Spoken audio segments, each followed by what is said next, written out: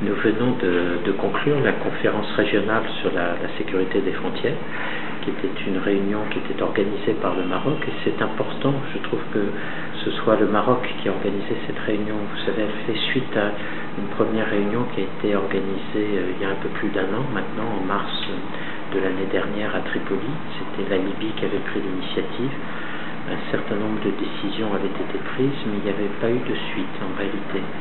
Et je trouve que c'est intéressant que ce soit le Maroc qui ait pris la responsabilité d'essayer de relancer un peu ce processus, de lui redonner un nouvel élan, à un moment où tout le monde est vraiment conscient que dans cette région qui est à la fois à cheval sur l'Afrique du Nord et la région du Sahel, et où nous affrontons beaucoup de menaces, les organisations terroristes, les trafics de tout genre, l'immigration illégale aussi. Je trouve que c'est intéressant que le Maroc ait été un peu le porte-parole, le chef de file pour relancer cette réunion. C'est une réunion qui s'est bien passée, je crois que tout le monde est content. Il y a eu des résultats concrets parce que c'était ça que l'on souhaitait, sortir un peu des déclarations de principe. On est tous d'accord sur les grands principes. Le problème maintenant, c'est de les mettre en œuvre. Et plusieurs projets très concrets sont sortis de cette réunion. Désormais, aller de l'avant et dans les 2 prochains mois, créer un secrétariat installé à Tripoli et qui sera chargé de coordonner un peu tout le travail que nous allons faire. Créer un centre de formation pour les personnels liés à tout ce qui concerne la sécurité des frontières, créer des groupes techniques et lancer un processus qui fait qu'on a décidé déjà d'avoir une prochaine réunion du même type, cette fois-ci en Égypte.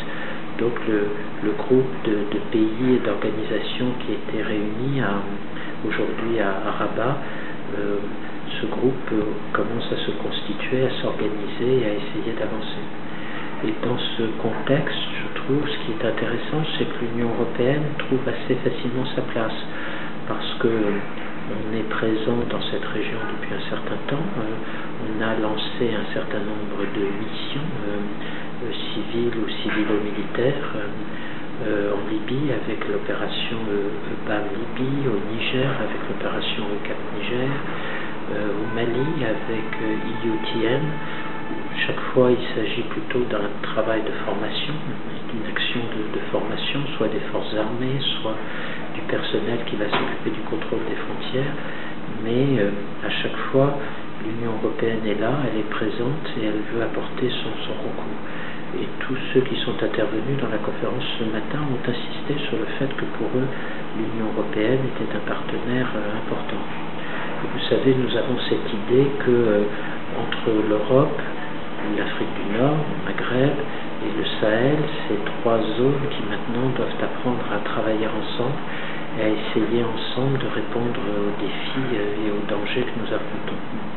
Donc voilà, c'est un processus qui est en chemin, qui va prendre du temps, mais c'est bien que ce soit le Maroc qui aujourd'hui ait été à l'origine de cette relance en quelque sorte.